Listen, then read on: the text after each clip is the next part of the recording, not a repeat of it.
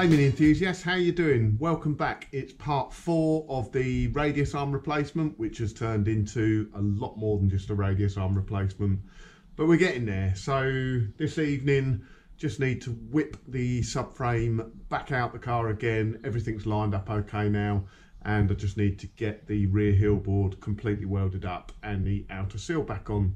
So bear with me and let's crack on. Right then peeps, another couple of hours spent on it tonight. So we've fully got the heel board welded in now. We've got this subframe closing plate here. Spot welded at the end here. Obviously we're still waiting for the outer seal. And up inside there, hopefully you can see the reinforcing bracket for the subframe bolts. So it's been plug welded and I've welded around the bottom corner.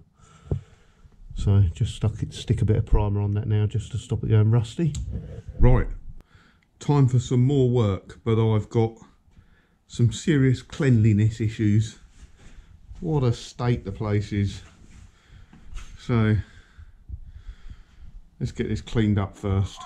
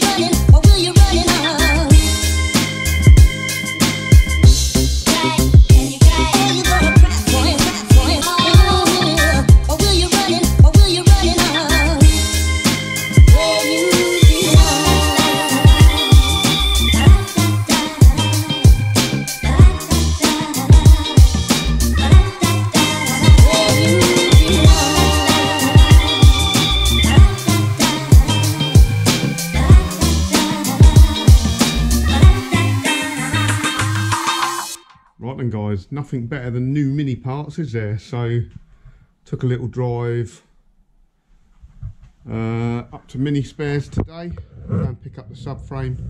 So it's a genuine heritage subframe and it's the correct sports pack subframe as well. So they fitted some reinforcing on the MPI minis with sport pack with 13-inch wheels. Don't know whether you can see, let me grab a light. So I'm not sure where all the strengthening plates are. There's definitely one there which you don't get on a regular subframe. Not sure whether they reinforced it around here as well. There is an extra plate in the bottom here. I'm not sure whether that's on a standard subframe, on a heritage subframe, but that plate definitely doesn't come on a like an aftermarket pattern subframe. So that might just be for the 13-inch wheels. But surprisingly enough, I mean that's, I think it's 464 quid retail price. They're not cheap. Over £200 more expensive than a non-genuine one. but I've experienced a non-genuine one before on Vinny, and they're just, yeah. What I ended up doing on Vinny was fitting adjustable camber brackets, because I couldn't get anything to line up. It wouldn't line up properly. So this comes with a radius arm brackets down here as well. So one would assume these are lined up and jigged or measured up correctly for this subframe, so I won't reuse the old ones, I'll use the new ones.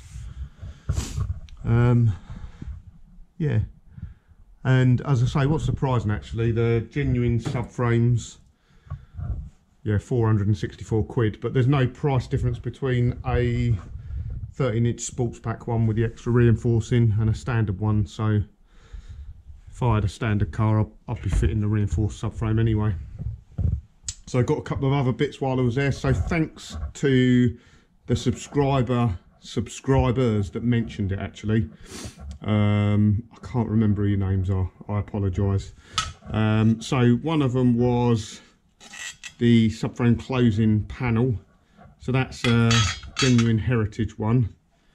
If you remember, bear with me a moment. I'll grab the M machine one.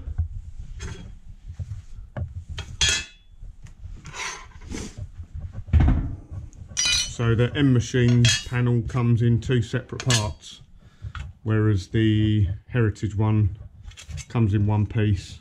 And yeah, apparently they fit better. So I don't think I'll muck around. That's a bit of a faff with that one. We've done it on kit where we spot welded it along, but I thought I'd just get the whole lot. I got some O-rings for the radius arms as well. So those go on the stub axle, and it's to stop dust getting in behind the bearing seal. I think they only fitted them on later cars, but I got enough for PL, and I've got a couple for kit as well when we do the radius arms on kit. And then finally I got these. These are called sill reinforcement slinger brackets. Now I don't think they're actually structural. They don't come on the M machine seals. And no, they're not structural actually. I don't think they add to the structural integrity, but there's a bit of a story why I'm using them.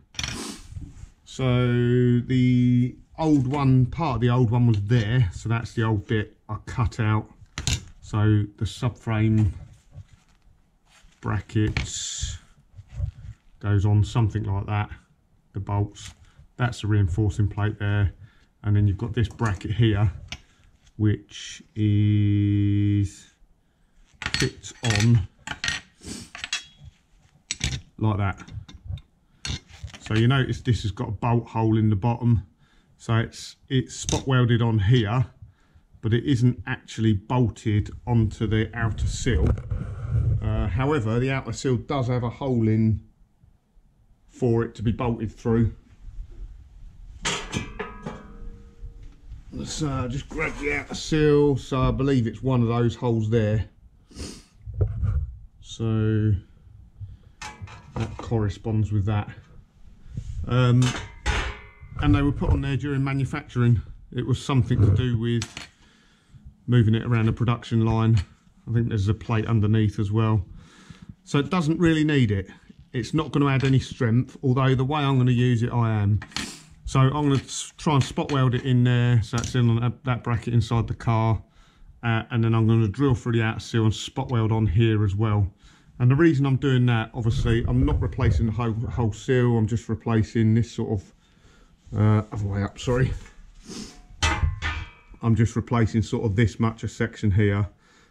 Just conscious it's not a complete seal, so I'm going to use that bracket to weld it there as well, just to give it a bit more structural integrity. I'm sure it probably doesn't need it, but I think these were £5.23.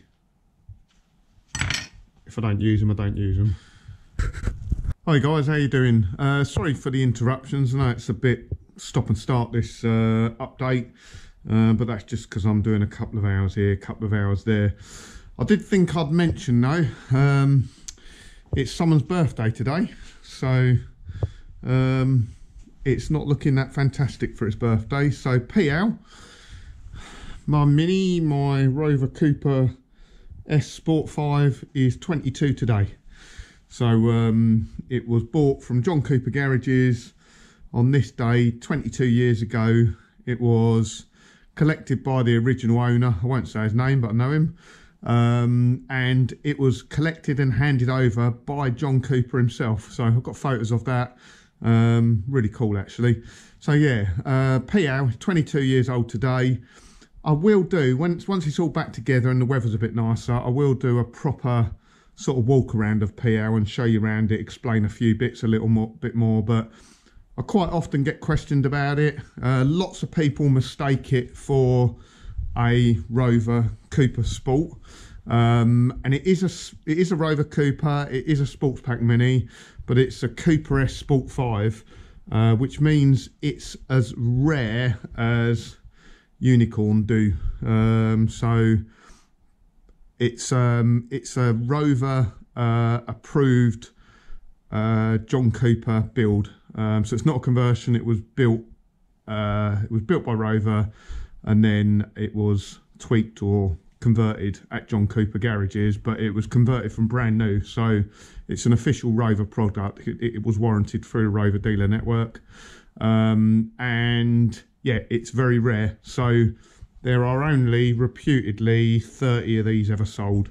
I don't know how many are still on the road now. It's not many. I've only ever seen a handful of them. So yeah, it's very, very rare. This rarer than an ERA. But yeah, I'll show you around the car a little bit later in the year once it's all back together. But I thought I'd just mention it's PL's birthday today. Woohoo! Happy birthday. Right guys, just a bit of feedback on these bottles. So I'm using this bottle, which is bigger than a standard mini mig bottle, and it's under more pressure. I think I might have said it wrong last time around, but this is 2,200 litres, and it's compressed to 100 bar, whereas the normal mini mig bottles, I think they are, well, they're only compressed to 60 bar. I'm not sure how many litres is in them. Might be 1,000 litres. But anyway, my regulator started leaking. So from what I can see, the regulators are only rated to, I think it's 60 bar. So yeah, but it was leaking around this seal around here. So I've just taken it apart, put some gasket sealer on it. Seems to be all right now. But I'd just be aware of that. I mean, my regulator's quite old anyway, but just be careful. Say these bottles work out a little bit cheaper, but you might end up having to buy a higher pressure regulator for it, which will offset the cost. Right guys, hopefully that's it. We're going to close it up now. So as you can see, I've put this seal, whatever it is, I can't remember what it was called, it's spot welded and welded up the side. Like I say, normally that's on there for aid moving it around the production line, but I've got my repair section in, which I've folded back this lip here, so the repair section's going to fit under the lip, and then we'll fold the lip back over, seam weld along here, trying to keep it cool so I don't burn the paint, and then I'm going to spot weld through onto that bracket there, so it keeps it looking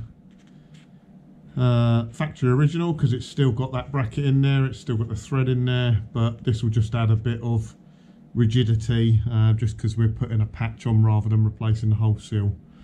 So next challenge is to weld along here very, very gently without burning through the paintwork.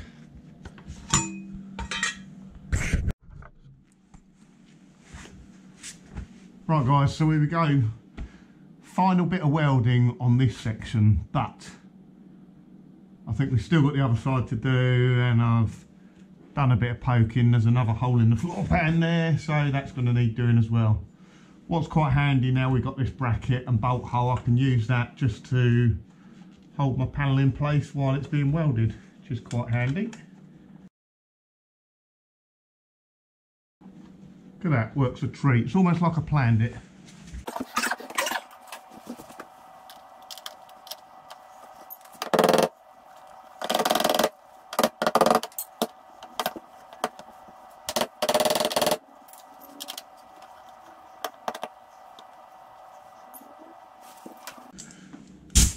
So we're going to be using compressed air to cool the weld as we go.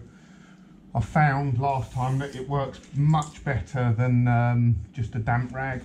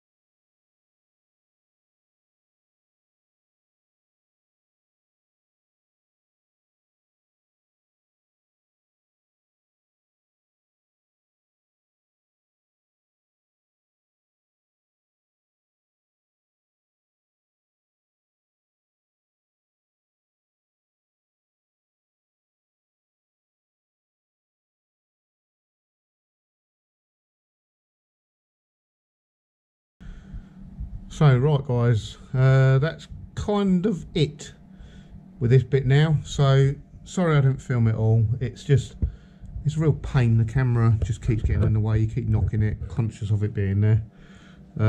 So we welded along the top here. It wasn't pretty doing that, as you'd have seen, but trying to rush the weld to stop too much heat getting into it, which seemed to have worked. I haven't burnt into any of the paint along there, so that's fine. So it's seam sealed down the seam welded down the side.